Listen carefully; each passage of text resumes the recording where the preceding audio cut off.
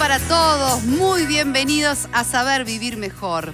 Les cuento que esta semana se conmemoró el Día de la EPOC, la enfermedad pulmonar obstructiva crónica, que afecta a casi un 20% de la población de nuestro país y es la tercera causa de muerte en el mundo. Vamos a hablar de cómo se diagnostica y cómo se trata.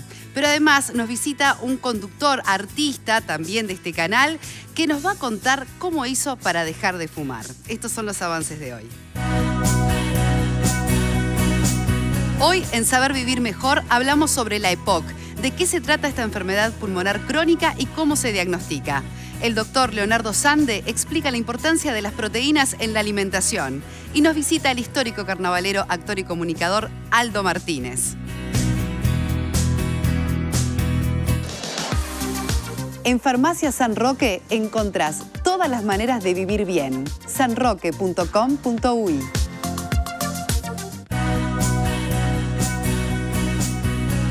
Y qué gusto reencontrarme con la doctora Alejandra Rey, ya la estaba extrañando. Yo también soy. Doctora, usted además es neumóloga, así que como ninguna nos va a explicar sobre este asunto de la EPOC, la enfermedad pulmonar obstructiva crónica.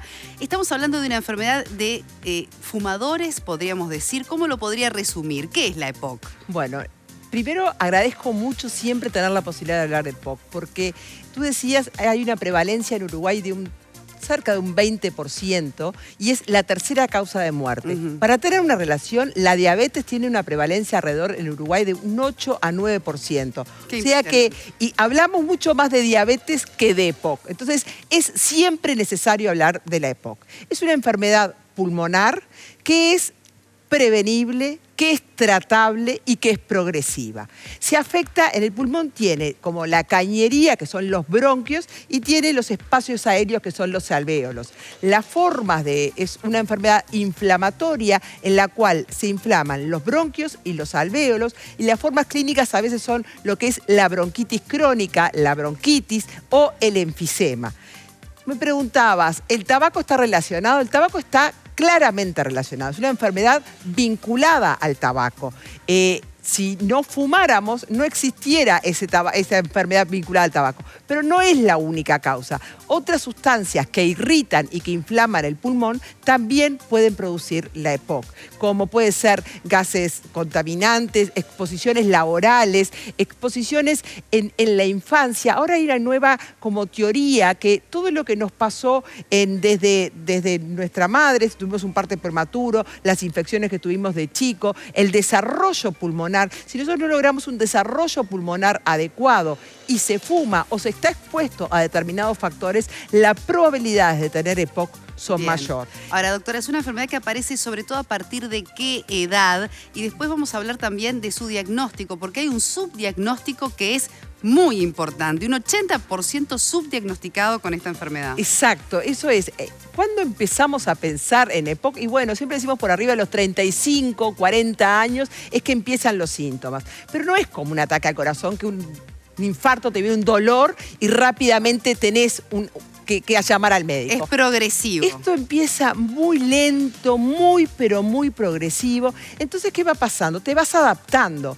¿Y cuál es el síntoma primordial? Es la disnea, la falta de aire. Decíamos que el pulmón se va llenando de aire y hay una dificultad, una obstrucción, una dificultad para sacar el aire. Entonces, me inflo y no me puedo desinflar. Me inflo y no me puedo desinflar. Y va quedando aire. Entonces voy a quedar con una respiración cortita, pero eso es a lo largo del tiempo. Claro. Y yo me fui adaptando, entonces vengo caminando contigo. Y esto yo les quiero decir a las mujeres y a los hombres que minimizan esos síntomas, que empiezan a subir la escalera y la suben un poquito más lento, o que empiezan a caminar pero caminan más lento, o que tienen que se agitan, o que tienen tos, o que tienen flemas y que dicen, bueno, esto es producto por el cigarro, porque tienen miedo de ir al médico y que el médico les diga que tienen que dejar de fumar, o porque no quieren dejar de fumar, pero esos síntomas no son directamente producidos por el cigarro. Puede estar producido por esta enfermedad, y es una enfermedad que es causa de muerte y que tiene tratamiento. Entonces, frente a esos síntomas, es muy, pero muy importante hacer un diagnóstico correcto. Vamos a ver en un ratito nada más, ya vamos a pasar a esa instancia del programa donde vamos a ver cómo se hace el test, pero entonces, digamos, uno empieza con algunos síntomas que usted los enumeró perfectamente recién, que no tiene que evadirlo solamente por ser fumador, tiene que ir y consultar, y ahí el médico es el que nos manda a hacer el test de la EPOC y otros estudios, por ejemplo. ¿Cómo es el proceso? El diagnóstico es un diagnóstico que es por medio de una espirometría que vamos a ver ahora cómo se realiza para que la gente sepa cuando el médico le indique este estudio a qué se va a enfrentar, qué es lo que va a tener que hacer y cómo se va a enfrentar. Que nos va a medir la capacidad pulmonar. La capacidad pulmonar y cuánto podemos sacar de ese aire en un minuto y una relación que nos va a dar, si eso es menor de 70%, nos va a dar el diagnóstico de obstrucción y el diagnóstico de EPOC. Si nos diagnostican una EPOC, sí. ¿Es irreversible? ¿Se puede enlentecer su proceso? Se puede enlentecer su progresión y lo que más se puede hacer es mejorar la calidad de vida. Esa disnea, esa falta de aire que se va sintiendo, se puede mejorar. Y hay tratamientos, en el caso el oxígeno, por ejemplo, cuando está indicado, mejora la calidad de vida. Y también hay fármacos que hoy por hoy también han demostrado disminuir la mortalidad. No solamente por EPOC, sino por enfermedades asociadas al EPOC. El EPOC no viene solo, viene con otras enfermedades cardiovasculares, musculares, de los huesos, osteoporosis, ansiedad, depresión. O sea, es una enfermedad que no solamente afecta a los pulmones, sino que tiene ese término que aprendimos mucho de comorbilidades que están directamente asociadas a la EPOC. Ahora, doctora, lo primero siempre va a ser dejar el hábito de fumar.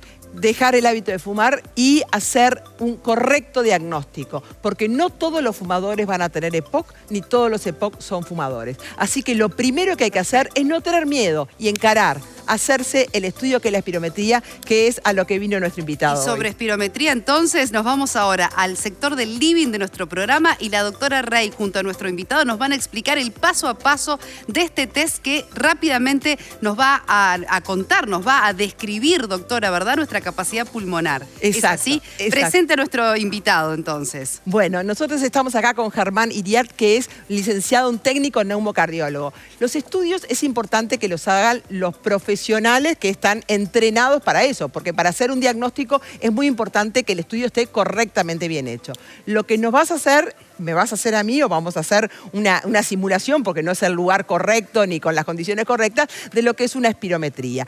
Cuando pues se llama espirometría, test de función pulmonar, y que se lo mandan al paciente.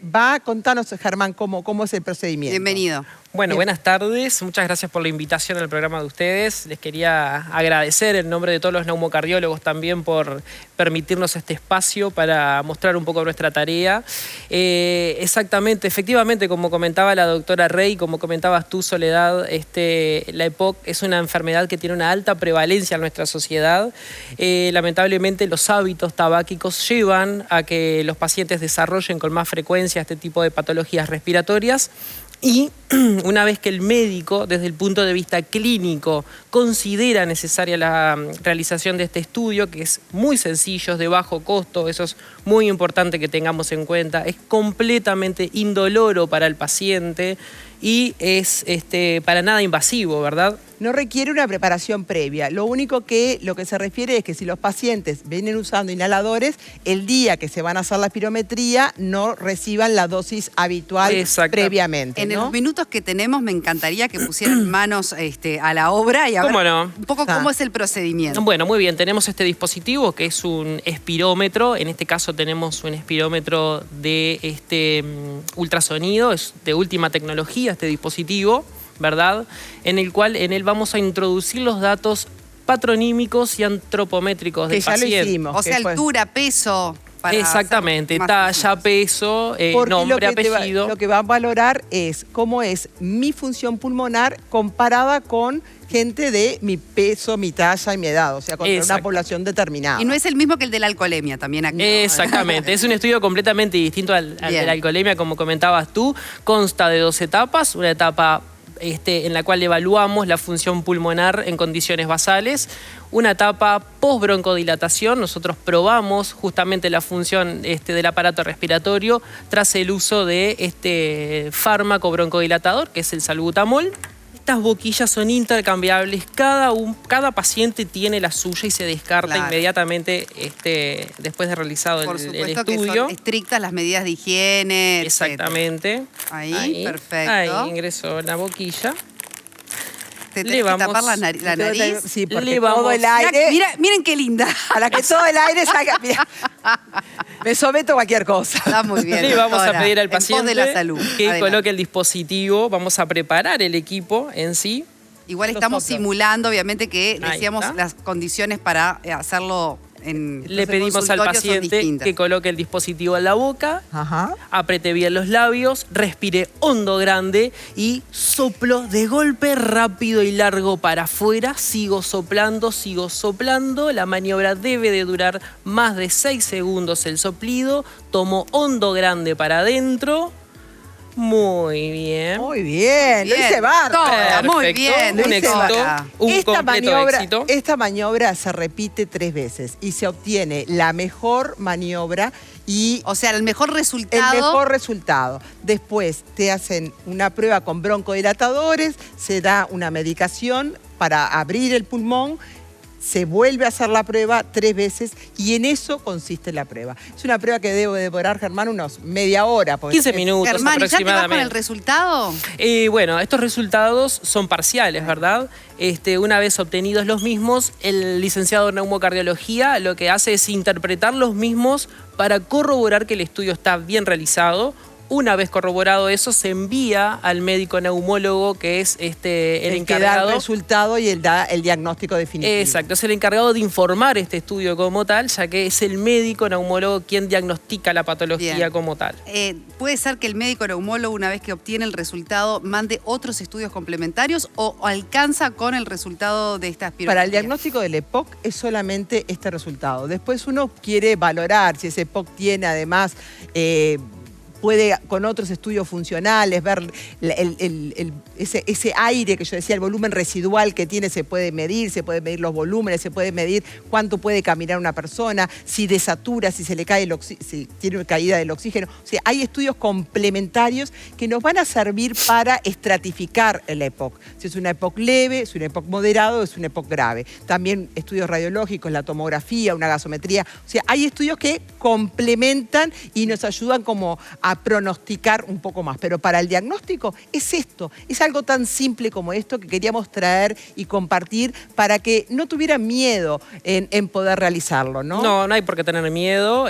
Justamente es una patología que si bien afecta a una gran cantidad de población, ¿verdad? Pero, como decían anteriormente la doctora Rey, es una patología que es prevenible modificando los hábitos de vida, o sea, evitando el hábito tabáquico, que es el principal factor de riesgo, ¿verdad? Es una patología que tiene un tratamiento y que los pacientes con una adecuada incorporación de ese tratamiento mejoran su calidad de vida, logran tener una muy buena calidad de vida, exactamente. Germán, muchas gracias por habernos acompañado. Doctora, no sé si quería decir algo más. Y que ha evolucionado mucho también los tratamientos, los inhaladores, que son los típicos tratamientos que en los últimos 20 años de hacer de muchos inhaladores, ahora con un solo inhalador, con un solo dispositivo, se resuelve. Así que me quedo con el 80% subdiagnosticado y por eso el énfasis también de quienes hoy nos acompañan para profundizar en esto de no tener miedo, de hacerse el estudio, de diagnosticar en todo caso, llegado la situación, dicha enfermedad y tratarla para mejorar la calidad de vida y sobre todo prolongar la vida, que de eso se trata, ¿no? Vivir más. Muchísimas gracias, Germán. Muchas gracias a ustedes por la invitación y felicitaciones por el programa y por permitirle también a la sociedad tener este espacio de formación constante e información. Muchísimas gracias. Bueno, y un placer, doctora, como siempre, muy clara, pero usted no se va a ningún lado y me sigue acompañando en Saber Vivir Mejor. Yo quiero hacerles una recomendación, porque yo, por ejemplo, soy una persona que en los desayunos y en las meriendas elijo siempre diferente, por eso elijo Biotop de Conaprole, por su gran variedad de sabores, exquisitos todos, como siempre. Cualquiera de ellos son espectaculares. Más que un yogur, es Biotop. Muchas gracias, Conaprole. ¿Han notado que perdieron un poco de visión, quizás? ¿Están esperando para operarse esa catarata que los impide ver con normalidad? ¿Quieren tener un diagnóstico preciso? Bueno, no hay que esperar más, porque en Oftalmovisión podés agendar tu consulta en 24 horas. Vas a encontrar un staff de 12 oftalmólogos especialistas, modernos consultorios, el mejor blog quirúrgico y toda la tecnología en estudios paraclínicos. Agenda tu consulta, aún te queda mucho por mirar. Y a continuación vamos con un espacio que a mí me encanta, cuando la doctora Rey derriba mitos. Y en este caso uno que tiene que ver con la alergia y el sol. Veámoslo. ¿Existe la alergia al sol? Si bien alergia al sol es un término bastante común, no es del todo correcto. No es realmente una alergia como tal, aunque se utiliza este término por el papel que juega el sistema inmune. Pero sí existen reacciones cutáneas relacionadas con el sol, como son la urticaria solar y la erupción solar polimorfe. En el caso de la urticaria solar, a los pocos minutos de la exposición al sol se producen un enrojecimiento y ronchas que provocan picazón. Las lesiones de urticaria pueden ser aplanadas o con relieve, pero son sólidas y no tienen líquido en su interior, no son ampollas. Desaparecen a los pocos minutos o unas horas y dejan la piel completamente sana. Nunca sobrepasan las 24 horas. Para prevenirlas, se recomienda protegerse de la exposición al sol. Y si ya se ha producido esta reacción, puede utilizarse antihistamínicos orales. La otra lesión, la erupción solar polimorfe, se caracteriza por lesiones cutáneas variadas, localizadas principalmente en cara, cuello, escote, tórax, antebrazo y la zona anterior de las piernas, o sea, la zona de exposición solar. Pueden aparecer desde la infancia hasta los 30 años y suelen durar varios días hasta la desaparición. Aparecen con las primeras exposiciones solares y van mejorando a medida que la piel se broncea o con las exposiciones repetidas. Para evitarlas, es recomendable usar protectores solares de amplio espectro que bloquean tanto los rayos UVA como los UVB. El factor de protección solar debe ser al menos de 30. Para que resulte eficaz, debe aplicarse de forma correcta, media hora antes de salir de la casa y procurando que cubra toda la piel. Otra medida importante es evitar, como ya sabemos, las horas de mayor radiación solar, entre las 12 y las 16 horas. Usar gorros y lentes de sol.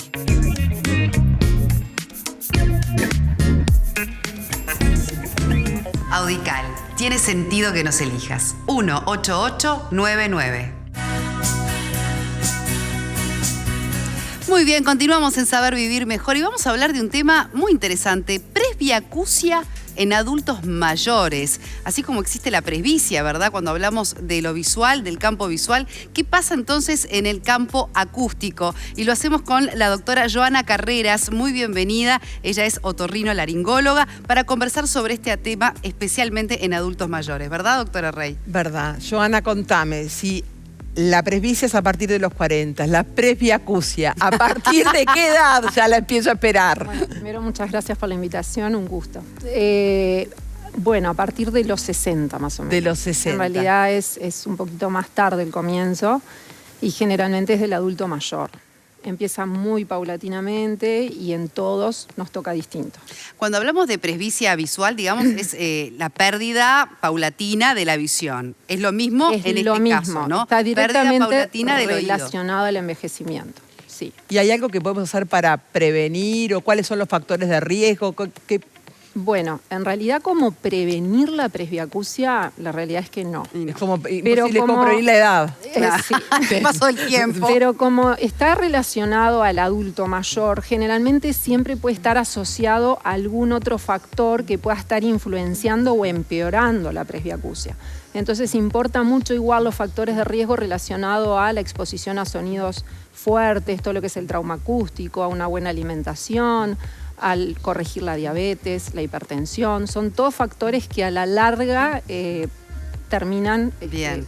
Y cuando uno afectando. ya empieza entonces, a partir sobre todo, ¿no? Porque debe haber personas que lo viven un poco antes, otras un poco después, pero en el entorno de los 60 años uno empieza a sentir que hay una disminución en la capacidad auditiva, ¿qué cosas tiene que hacer? ¿Por dónde empieza? Bueno, lo primero que sienten, generalmente es un familiar, nos pasa mucho en la consulta, escucha, que es, o que yo no lo siento, doctora, pero me trajeron. El televisor a todo volumen. Eso es muy frecuente. Entonces, primero es Con el que, celular ahora también. Bueno, sí, es verdad, porque la presbiacusia lo que primero aparece es una disminución de los agudos, o sea, todo lo que son sonidos, el timbre, la bocina, el celular, todo ese tipo de cosas. Pero bueno, generalmente sienten que no escuchan, que tienen que levantar la televisión o la radio. Muchas personas, que es muy importante, no solo sienten que no escuchan o a veces no se dan cuenta que no escuchan, pero no entienden. Claro. Es el ¿qué dijo? Pero... Y mucho más si están en ambientes ruidosos. Entonces eso lleva a que si no consultan se van como aislando. Claro. Entonces hay que evitar eso. ¿Y qué opciones de tratamiento tenemos en caso de que se diagnostique? Bueno, después de corregir todo lo que es corregible, como lo dijimos, Sí. todo lo que son factores modificables, yo creo que equipar al paciente es la mejor elección. ¿Cuándo y cómo? Bueno, eso se trata con el especialista, con el otorrino, en consulta. Cuando decís equipar al paciente es colocar Cuando se equipa el paciente es cuando se colocan audífonos. Audífonos. Hay hoy en día una gran gama de audífonos que contemplan la discriminación y otro tipo de... El zumbido también puede ser una forma de presentación. Generalmente se da una vez avanzado, pero el zumbido en uno o en los dos oídos también puede ser una forma de presentación. Hay muchas personas que suelen quejarse del zumbido.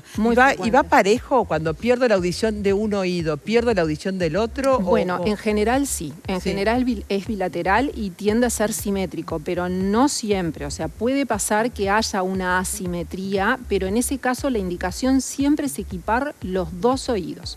Nos pasa mucho que los pacientes tienden a tener dificultad en adaptarse a los audífonos y se terminan sacando uno y viven con uno, y nosotros en realidad estamos hechos para escuchar de los dos lados. Entonces siempre la indicación tiene que ser equipar los dos oídos, aunque la audición sea distinta de un lado y de otro. Y eso lo van controlando, bueno, es todo un proceso. Ahí entramos en el proceso de equipar a un paciente, que no es fácil, porque no es tan fácil como ponerse un lente. Bueno, el progresivo, que a veces a mí no me costó, pero a veces dice que cuesta un poquito. Bueno, cuesta porque generalmente el paciente es mayor, generalmente requiere de varias consultas con un técnico que lo que tiene que hacer es adaptar ese equipo a la necesidad de cada paciente. Claro. Entonces eso a veces me molesta tal sonido, tal cosa me molesta, la otra persona. Es un proceso que lleva su tiempo y no hay que tratar de quedarse en el camino. Pero después hay que hablar de los resultados, que cuando uno gana el paciente en la calidad logra social, por ejemplo, en los vínculos, en la interacción. Yo creo que eso también a veces vale la pena sacrificarse muchísimo. un poquito. Cuando el paciente logra pasar esa etapa, les cambia la vida. Exacto. Y el momento de cuando, en realidad, más allá de lo que dicen los libros, es cuando el paciente lo necesita. Tiene que estar convencido de que se quiere equipar. Está claro. Por ejemplo, uno de esos síntomas es cuando comienza a aislarse, como decíamos al principio. Fundamental no llegar a eso, que no pase. Antes prevenirlo. Sí. Ha sido muy clara. Muchas gracias, Giovanna. Gracias por acompañarnos. Muchas gracias a ustedes. Un gusto. Gracias. Doctora, nosotros continuamos y les quiero preguntar, ¿les pasa a menudo que al reírse, estornudar o hacer ejercicio experimenten pequeñas pérdidas involuntarias de orina? ¿Han notado pérdida de placer en las relaciones íntimas? A lo largo de nuestra vida, las mujeres podemos experimentar este tipo de cambios en nuestra salud íntima. REFEM justamente es un tratamiento láser ginecológico que puede darte la solución a todos estos problemas. Podés seguirlos en redes para estar más informada y acordate que REFEM simplemente puede ser tu solución. Nosotros vamos a hacer una pausa, luego regresamos a Saber Vivir Mejor con un gran amigo de esta casa, conductor, artista, multifacético, Aldo Martínez, pero le vamos a hablar de su salud y sobre todo cómo hizo ya hace unos años para dejar de fumar. Ya volvemos. Presenta Pronocal Nestlé Health Science. Perdé peso de forma rápida, segura y avalada por la ciencia.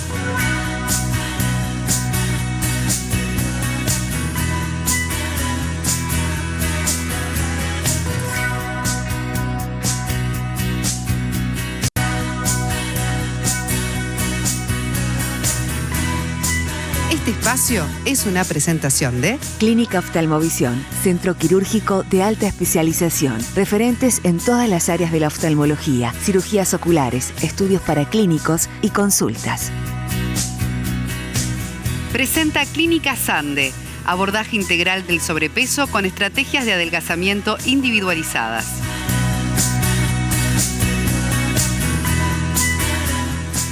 Y continuamos en Saber Vivir Mejor. En un ratito nada más conversamos con Aldo Martínez, artista, conductor de esta casa. Ahora me acordaba, ganador del MasterChef. Impresionante lo multifacético que es Aldo. En un ratito nada más conversamos con él. Pero antes te quiero preguntar, ¿sos diabético y no podés comer con azúcar? ¿O te estás preparando para el verano simplemente y tenés ganas de comer algo rico? Bueno, quiero contarte que en Heladería Los Trovadores vas a encontrar una amplia variedad de helados deslactosados y para diabéticos, con la mayor variedad de sabores sin azúcares agregados. También tienen tortas y sándwiches helados, alfajores, barritas y más. Ya sé que te tenté. Es la primera heladería del país que cuenta con el sello de ADU, brindando garantía a la hora de disfrutar tu helado. En Heladería Los Trovadores tienen helados para todos los gustos, siempre al mismo precio y sin tener que pagar más por cuidarte. Seguilos en Instagram y entérate de todos sus nuevos sabores.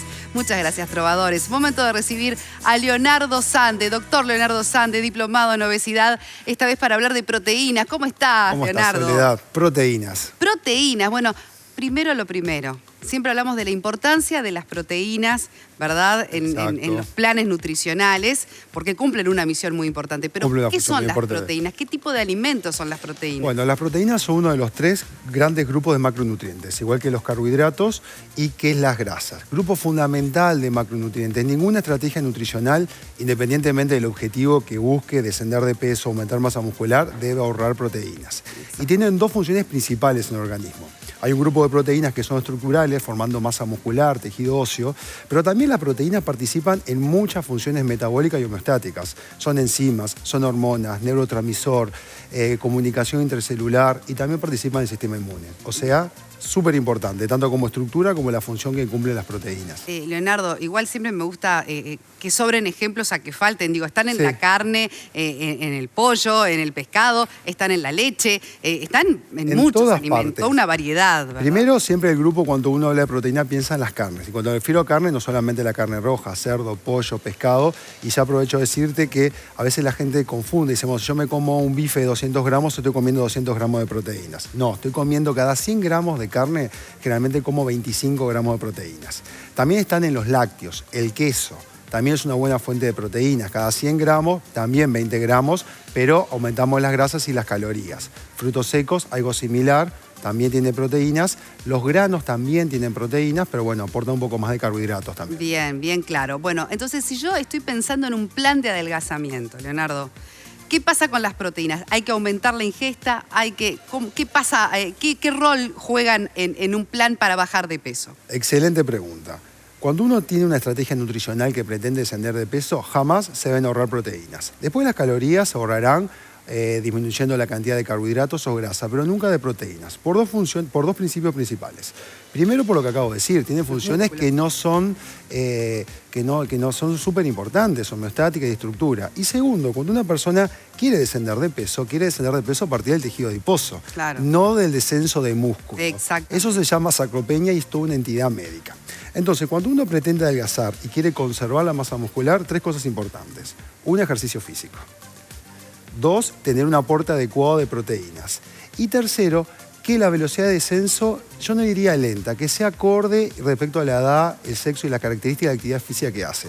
Yo sé que todo el mundo se pone ansioso y quiere quitarse todos los kilos ya, en un mes. En esta época del año me imagino las ansiedades, pero... Exacto, pero no existe forma metabólica de que uno se adelgaza muy rápido, además de perder grasa también pierda músculo. Claro.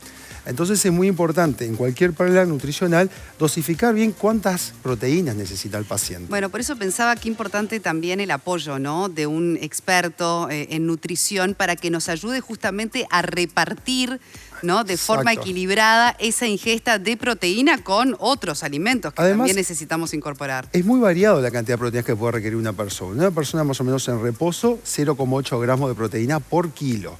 ¿no? Y una persona que realiza una actividad física moderada, quizás 3 veces en el club y que tenga actividad física no ejercicio, puede llegar 1 gramo, 1,5 gramos de proteínas por kilo de peso del paciente. Después los deportistas pueden requerir 2 o 3 gramos. Bueno, eso Exacto. es otro capítulo de la nutrición. Digamos que, por decirlo a lo criollo, ¿no? Un poco la proteína te alimenta el músculo. Por eso Exacto. siempre estamos escuchando, ¿no? En redes y demás esa asociación entre actividad física e ingesta de proteína. Y te pregunto ahí por otro tema que es fundamental, que son los complementos, que se ponen de moda de repente consumir suplementos, complementos de proteína después de hacer ejercicio físico o antes de hacer actividad física. ¿Cómo es, a ver, ese mundo? ¿Qué nos puedes decir De al los respecto? complementos de proteínas. Bueno, complemento ¿Son viene... útiles? Son buenos y son útiles, pero complemento viene de complementar.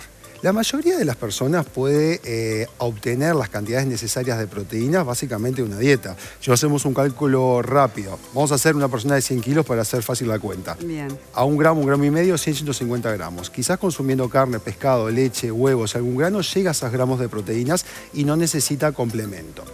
A veces hay confusión y piensa la gente que consumiendo complementos proteicos va a desarrollar más masa muscular. Y la realidad es que lo único que va a desarrollar masa muscular es ejercicio físico. Cuando uno realiza ejercicio físico hay una lesión de la fibra muscular y ahí es donde entra la proteína. Por eso complemento después, que ya aprovecho de decir que no es inmediatamente después. El periodo de ventana dura 24 horas, hasta en 6 horas se puede tomar de complemento. Bien. Sí, me animo a decirlo que la inmensa mayoría de las personas que consumen complemento quizás no lo necesitarían con una dieta adecuada. Pero de todas formas... Pero es cierto también que no todos tenemos o tienen una dieta adecuada. Y son prácticos. Exacto. Quizás uno no puede consumir todas las proteínas que requiere en el día y es algo que uno puede llevar en un vaso, batir con agua y consumirlos. verdad. Son de buena calidad y son seguros. Exactamente, pero no quiere decir que sea necesario. No quiere decir que sea necesario. Ahí está. Yo no Bueno, la consumo consulta complemento. también. Y haciendo actividad física y un plan de alimentación equilibrado, se podría llegar a la meta perfectamente. Exacto. Leonardo Sande, muchísimas gracias. Como Gracias siempre, a un placer ustedes. y muy didáctico. Nosotros continuamos en Saber Vivir Mejor y quiero hacerles una recomendación porque en Farmacia San Roque vivís bien, vivís como más te gusta, porque con su programa de puntos, ahora más que puntos, sumás beneficios y descuentos. Si estás asociado a San Roque Puntos, accedes a descuentos exclusivos y además seguís sumando puntos que después puedes usar como forma de pago. Acordate, cada punto vale $1. Podés adherirte ahora en tarjetasanroque.com.uy y comenzar a disfrutar de los beneficios. Farmacia San Roque, como siempre decimos, viví bien. En Farmacia San Roque encontrás todas las maneras de vivir bien. sanroque.com.uy.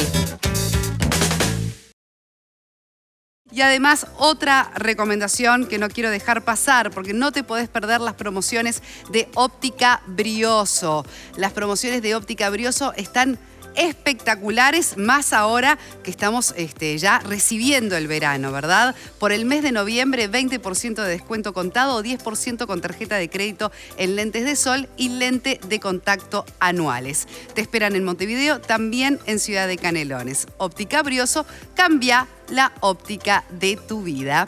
Y ahora sí, nos vamos a ir acercando al living para recibir a Aldo Martínez. Bueno, gran figura del carnaval de nuestro país, conductor de televisión, ganador de MasterChef, pero además exfumador, un tema que nos interesa porque venimos hablando en este programa sobre la enfermedad de la EPOC. Así que me voy al living para conversar con, por supuesto, la doctora Rey y Aldo Martínez. Ya Casi te que con estamos un aplauso, esperando, querida Sole. con tanta introducción. ¿Cómo Tremendo, estás, Aldo? tremendo. Gracias, muchas gracias por la invitación, muy bien. Un placer estar que acá, nos de estés verdad. acompañando. Este programa increíble, ¿verdad? Bueno, tanto insistí con que sos exfumador que vamos a arrancar por ahí, después hablamos de todo lo lindo también de Sí, tus claro. proyectos y de tu trabajo. Sí. ¿Cuándo fue que dejaste? Empezaste jovencito, me Empecé imagino, como la mayoría. En el año 86, más concretamente, a fumar. Y Eras adolescente. No, no tanto. Ah. No tanto, porque a veces uno dice... piensa, 86, cuando entré a facultad. ¿eh? Cuando yo entré a facultad. Cuando entraste en facultad, bueno, Sí. yo estaba... me acuerdo como si fuese ahora porque fue un carnaval muy especial. Venía un conjunto muy importante, los Walker, que veníamos como rompiendo una hegemonía en el carnaval en la categoría. Y bueno, ese año fue increíble, no sé, empecé a fumar. Ah. No me preguntes, caí. Y bueno, de un tiempo a esta parte, ahora yo ya va a ser 3 años y medio que dejé. O sea que calcularé que del 86, en ese interín que comencé a fumar, hasta que dejé esta última vez, dejé 2 veces anteriormente de fumar. Tienes Bueno, una pregunta. común, ¿no? Antes de... ¿Te hiciste en algún momento, una vez el médico te recomendó que te tenías que hacer una espirometría, que es el test que hicimos recién? No, yo lo vi y no, nunca me lo hice, nunca me recomendó. Y ahí es cuando encontramos el subdiagnóstico. Digo, es paciente de edad, mayor de 45 años, mayor de 40, con una historia de fumador de más de 10 paquetes años, o sea, que una historia que ha fumado durante varios tiempo, que estuvo expuesto al factor de riesgo, con o sin síntomas, puede ser que no tenga síntomas, y muchas veces esos síntomas se minimizan. Si yo te pregunto, ¿tenés fatiga? Y más cuando fumabas, decías, no, tengo la fatiga típica del cigarro, y no le pedimos el estudio. Y ahí, ojalá que no lo tengas, pero es ahí cuando entramos en ese subdiagnóstico. O sea, que tenés la indicación de realizarte el estudio. No, está bien, que lo miré ahora, está muy interesante y debería hacerlo. Y te comentaba que durante ese interín yo hubo un tiempo que dejé 2 años de fumar. Volví a caer. Entonces, cuando mi señora queda embarazada de mi hijo, dejé de fumar. Tuve más de un año y poco, nació mi hijo y a los 2 meses comencé. Qué importante es la motivación para dejar de fumar, ¿no, Aldo? Porque digo, tanta gente seguramente queriendo dejar de fumar, pero el clic, ¿qué es lo que falta en la cabeza de alguien para decir, bueno, es el momento? Está interesante la pregunta porque yo sabía que, o sea, obviamente el fumado me estaba haciendo mal, no me hacía bien para mi actividad. Y no, estaba cantando permanentemente todos los fines de semana con mucha actividad y para el cantante, o sea... para todo es malo el cigarro, pero para el deportista o para nosotros que vivimos de la garganta. De la voz, ¿no? Y de los pulmones, del aire, es mucho más nocivo. Entonces, vos lo sabés, pero te negás. Entonces, es algo increíble y yo puedo entender al que le cueste dejar de fumar. Pero yo dejé de la manera más increíble, que fue de golpe, o sea, decir, me hizo un clic, porque sabía que me estaba haciendo mal. Y dejé 2 años y volví a caer. Pero esta última vez fue increíble porque, viste esas cosas que... no sé, se presentan, de decir, ¿qué estoy haciendo? Aparte yo me pasaba algo increíble, que yo lo cuento, a veces me dicen que no, qué raro. Mi señora me decía, no, yo te veo con un cigarro, la clásica, ¿no? No, entonces yo no podía fumar adelante, me escondía los cigarros, era horrible la cosa, pero escondía los cigarros. Y yo en mi casa no fumaba. O sea, yo podía estar quizás... por mi actividad, yo trabajaba los fines de semana, pero había días en la semana en casa que estaba 2 días en casa, o sea, salía a hacer un mandado, pero no fumaba 24, 48 horas sin fumar y siendo fumador. Me decía, ¿cómo hacías? Y bueno, la señora, pero respeto. Es de acá. Es un proceso. Es un proceso que entonces, bueno, y esta vez fue algo increíble de la manera que dejé de fumar y hasta ahora no me pesó. Estoy re feliz por haberlo hecho. ¿Es un día a día? Para ir ya resumiendo el tema. Claro, o sea... ¿Es como un día a día? ¿Es hoy no fumé, mañana no voy a fumar? Viste que lo primero te viene como ansiedad. Las primeras veces que yo dejé fumé mucha ansiedad, entonces picoteaba, comía, engordé. Pero después eso me pasó. Pero eso se puede bajar. Claro, se puede bajar, es mucho más fácil, es verdad, es mucho más fácil eso. Y esta vez fue algo increíble, porque yo escondía los cigarros. Y la otra cosa que dice Aldo, que las recaídas son y pueden presentarse. Lo importante es salir de esa recaída. Es muy bueno, es fuerza de voluntad, ¿no? Es fuerza de voluntad y conciencia. Conciencia, saber que a mí me estaba haciendo mal. Yo fumaba mucho en la noche, mucho. Salía de mi casa y fumaba. Yo escondía los cigarros y cada vez que yo salía de mi casa, sacaba y la clásica. ¿Y tenés amigos con EPOC? Tengo amigos que tienen EPOC, sí, conocidos. Y la verdad que increíblemente también los entiendo ahora, pero a la vez, como decís, pero no tuviste nunca la voluntad, por lo menos intentarlo. Y no, vos sabés que a veces el fumador tiene eso de que le dicen, che, te está haciendo mal, y vos te negás a eso. Como diciendo, te pones de mal humor, te pones como que... Parece que las personas que te lo están diciendo están en contra tuyo. Yo eso lo asumí. Y por eso hay como mucha culpa. Hay una de que uno se está haciendo daño. Te están diciendo de querer evadir. Claro, te quieren cuidar y vos te negás a eso. Sí. Esta vez fue algo increíble. Yo quiero contar esta anécdota porque me dicen, ¿cómo dejaste de fumar? Mirá, yo salía de mi casa y lo primero que hacía, tenía la cajilla escondida, pues sabían que en casa no me dejaban fumar. Salí en el auto y yo a los 100 metros tengo un semáforo en casa. Y están todos esos muchachos que limpian los vidrios, ¿viste? Y toda esa gente. Y yo siempre tengo monedas, porque la clásica, tenés monedas, y yo me gusta limpiar el vidrio, aunque no me lo limpie, y esa gente que hace malabares, y bueno, tengo monedas para esa gente en los semáforos. Sí. Entonces paro en el semáforo, Aldo, ¿cómo estás? Muy bien. Voy a buscar, no tenía monedas. Me había quedado sin moneditas, yo los vuelto. Y tenía la caja de 10, una caja de 10 cigarros, no voy a decir la marca, la caja de 10, con un encendedor adentro, con 6 cigarros. Yo dije, le dejo un cigarro. Digo, ¿fumás? no me pregunten de qué, por qué y cómo. Me hizo algo en la cabeza, y agarré la caja y le digo, tomá, le dije. Qué caja de 10. Ya lo venías procesando me y dice, ese fue como... Pero pará, sí, me dice, pará, pero tiene cigarros, Aldo, ¿no? Quédatela. A partir de ahí, hasta hoy, no fumé más. Qué va. Siempre hay un clic. Sí, hay que aprovecharlo, hay que hacerle pero caso a eso. Pero él ya venía con el Sí, yo ya venía... fumaba escondida. Claro, yo venía con un proceso. Venía claro. con un proceso que me estaba haciendo mal. Y la verdad lo digo, se lo digo a todas las personas que fuman, inténtenlo, porque desde que dejé de fumar, para mi trabajo, yo volví a recuperar el timbre de voz, volví a recuperar la claridad en la voz. Cuando canto, no me cansa la garganta, no estoy afónico, canto muchas horas o 1 hora de corrido y no me pongo afónico. Y nos puedes brindar esos personajes maravillosos en cada carnaval. Bueno, ¿qué personaje ya se puede decir? Porque ya estamos a un paso. Sí, claro. Todavía no empezó el verano, pero para mí ya es carnaval. Sí, ya estamos ensayando mucho, ya tenemos el espectáculo. Se va a basar en 2 parodias. Una es La Nona, que es una obra de teatro muy conocida en el Río de la Plata. Y vamos a hacer la vida de Alberto Candó. O sea, voy a estar interpretando a Alberto Candó este año. Para mí es un personaje increíble de la cultura uruguaya.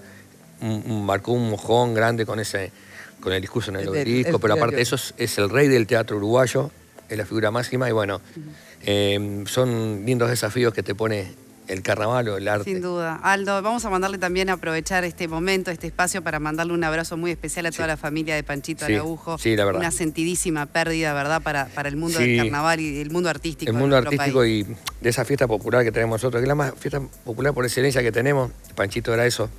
Era fiesta, era risa, era humor, era la alegría permanente. Sí. Permanente. Entonces, hay que recordarlo siempre.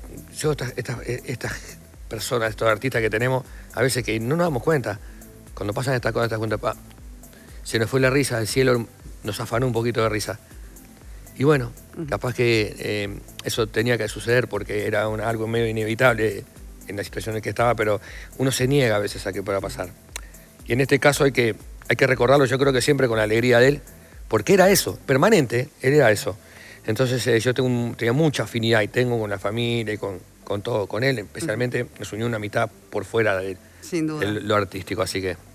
Aldo, no quiero dejar pasar los pocos minutos que nos queda del programa. ¿Viajaste a Barcelona? Sí, fue... Porque él fue el ganador Masterchef y el premio de Masterchef era viajar un viaje, Contá un poquito. Claro, el viaje se había pospuesto por la pandemia, inclusive también Paula Silva, también se la había... viajamos juntos, acompañados también por aquí gente del canal.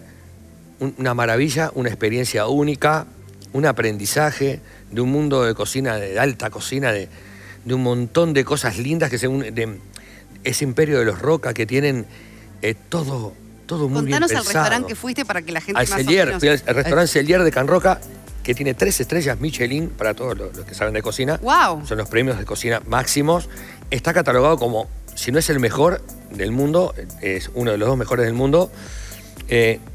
Y eso es increíble de ver y cómo la sencillez de esa familia, de los 3 hermanos, de recibirnos, de tomarse el tiempo en contarnos, explicarnos todo.